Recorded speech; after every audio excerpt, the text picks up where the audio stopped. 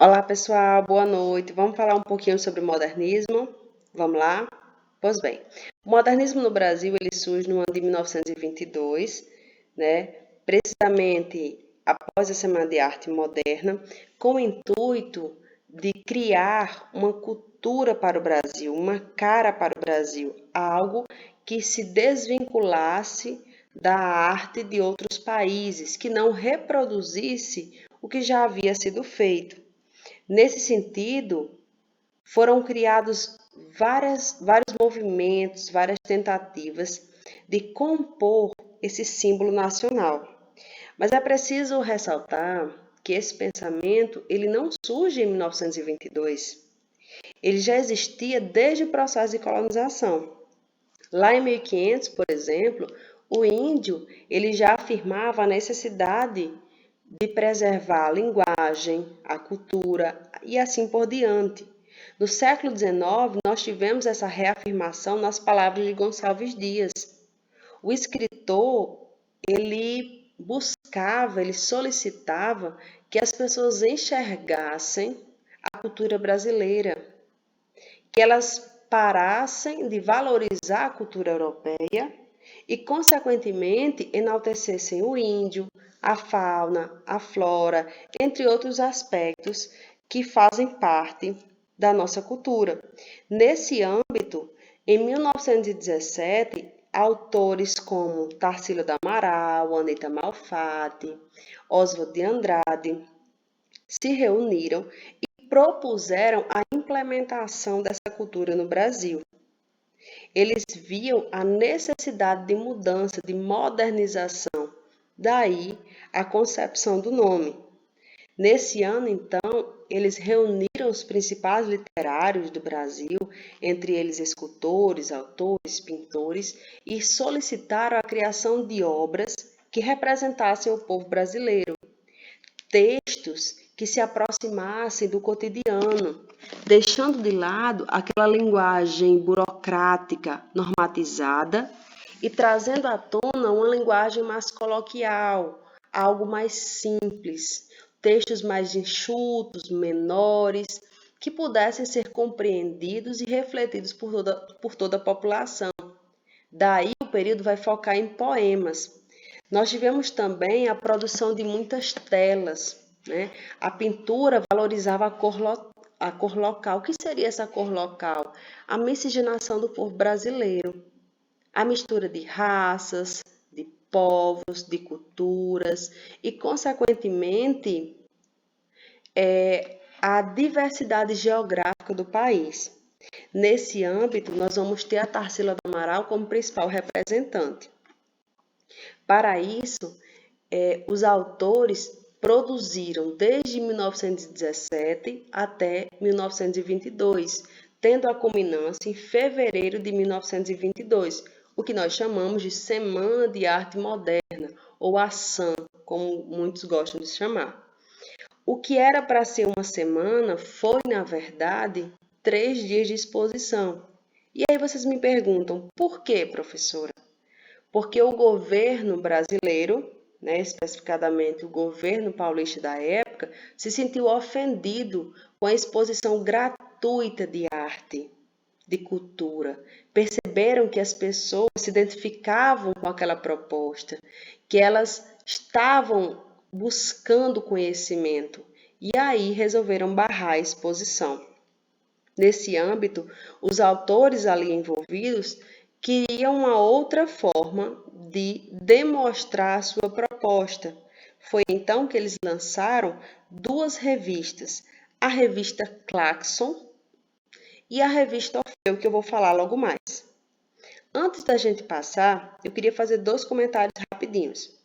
O primeiro deles é observando aqui a obra A Uabaporu, né? A gente conhece muito bem, uma das obras mais famosas da Tarsila. Ela representa o povo brasileiro e muito se discute sobre a composição desse homem, que é tão grande fisicamente, né? Mas que a cabeça torna-se pequena em relação ao corpo. E aí, por vários anos, associava-se a imagem desse ser com o nordestino, pela obra ter sido exposta muito próxima ali à crise de 1915, né, a culminância de 1930, que foi a segunda fase do modernismo. Mas eu gostaria de deixar claro que não tem nada a ver com preconceito contra nordestino.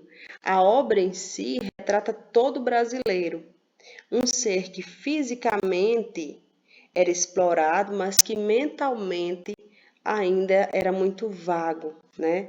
Não tinha oportunidade. Também é preciso compreender e enaltecer que as obras de Tarsila do Amaral tiveram como base as obras do Picasso, certo?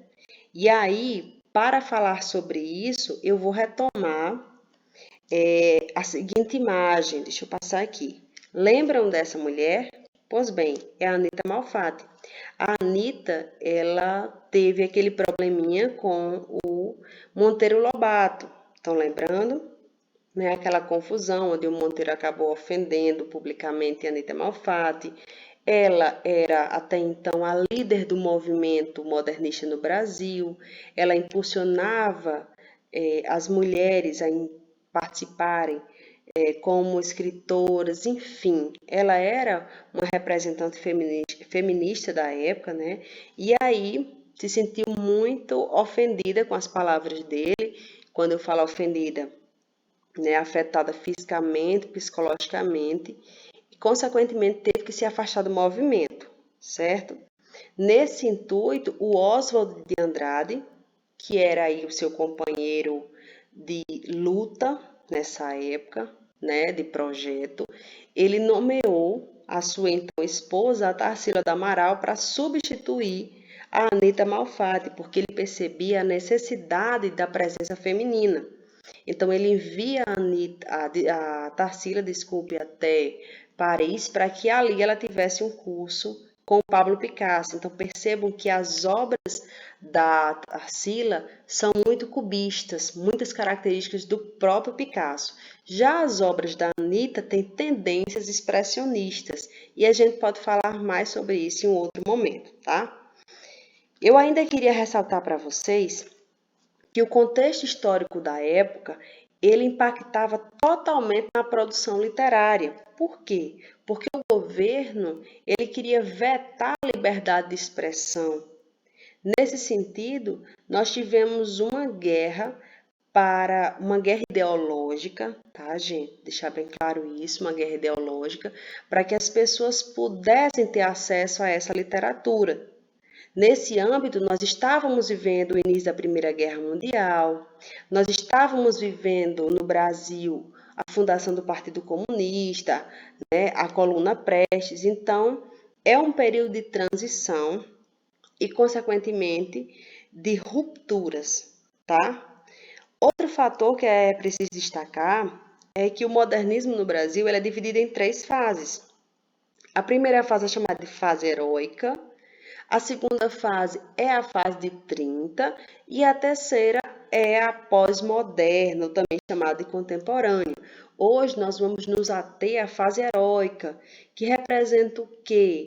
O surgimento de uma cultura do Brasil para os brasileiros, né? Você não ia mais imitar o outro, você ia se basear no outro para constituir aí a sua personalidade. Esse era o objetivo do movimento da primeira fase.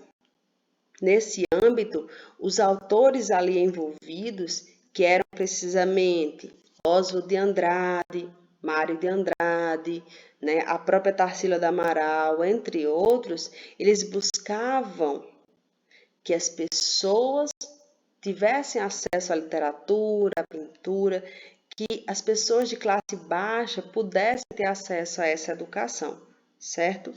2 curiosidades. A primeira é que o Manuel Bandeira não participou de forma direta da abertura da Semana de Arte Moderna, tá? Até então ele se achava parnasiano, porém o seu poema, Os Sapos, ele inaugurou esse momento, né? Foi lido pelo Ronald de Carvalho. E nós vamos ter também a abertura do movimento com um cartaz que chocou a sociedade por ter uma pintura, né, de uma mulher nua, Então, isso acabou causando várias polêmicas até então. Só que é um pensamento vanguardista, tá? Observem aí, ó, a fotinha das mulheres que participaram. Nós vamos ter muito a introdução dessas mulheres, né, no mundo literário. Isso é muito importante, tá? E aí, como eu disse, nós vamos ter também revistas que vão demonstrar o que estava acontecendo na época, deixar as pessoas a par dessa situação. Outra coisinha para a gente finalizar. Posterior à implementação da Semana de Arte Moderna, ao modernismo em si no Brasil, o Oswald já tinha conseguido se instaurar, né, como grande literário, as pessoas já buscavam esse conhecimento literário. Surge então um duelo de manifestos, certo? O que seria isso? Brigas entre os literários. Em suma, eles criavam grupos com ideologias muito parecidas, mas que tinham mais adeptos e o outro tinha menos adeptos. Então, nós vamos ter um duelo entre pau-brasil e verde-amarelismo. O que é isso? Um grupo formado pelo Menotti De Pitti, Ronald Carvalho, que eram italianos, né, e viviam no Brasil. Eles diziam que acusavam, na verdade, o Oswald de plagiar a cultura europeia, né? E aí, consequentemente, não criar uma cultura brasileira. Então, nesse laço, nessa problemática toda, o Oswald ele vai e cria um movimento que dá nome a essa etapa, que é o movimento antropofágico, né? E aí a gente volta novamente lá para Abaporu, porque o Abaporu significa isso, o homem que come o outro, né? A carne do outro, a antropofagia. Então, a obra em si representa a culminância da Semana de Arte Moderna no Brasil, ou melhor, a culminância do modernismo no Brasil. Essa obra, ela também vai impulsionar a exportação da arte brasileira. Então, as pessoas já não, como é que eu posso dizer? Os autores, eles não mais vão apenas falar do Brasil para os brasileiros, mas do Brasil para o mundo, certo? É assim por se dizer. E aí, essa obra é um presente, na verdade, da Tarsila para o Oswald de Andrade, como inauguração desse movimento. Então, nesse eixo, encerra-se a primeira fase do modernismo e surge, então, associada ao contexto histórico, a segunda fase. Encerramos por aqui, espero que tenham compreendido. Qualquer dúvida, pode questionar, pode perguntar, que a gente tira todos os questionamentos, todas as dúvidas, beleza? Um abraço.